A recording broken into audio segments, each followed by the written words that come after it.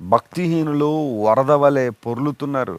ఈరోజున ఎక్కడ చూడండి దుష్టులు, దుర్మార్గులు ప్రబలిపోతూ ఇష్టానుసారం జీవించారు. దౌర్జన్యం, ఎక్కడ చూడండి దౌర్జన్యం చేస్తూ, డబ్బున్నవాడిదే రాజ్యంలాగా, అధికారం ఉన్నవాడిదే రాజ్యంలాగా.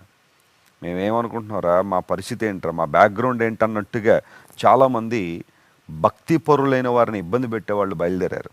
అది వరదతో పోల్చింది బైబిల్. ప్రభువా వరదలు ఎలుగెత్తును, వరదలు ఎలుగెత్తును, వరదలు తమ అలలను హోరెత్తునట్లు చేయుచున్నవి.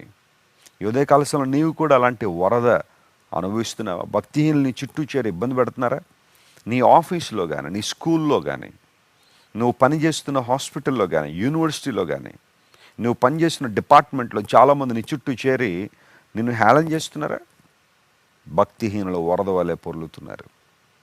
మా నాన్నగారు దేవుని సేవ చేసే కాలంలో అనకాపల్లిలో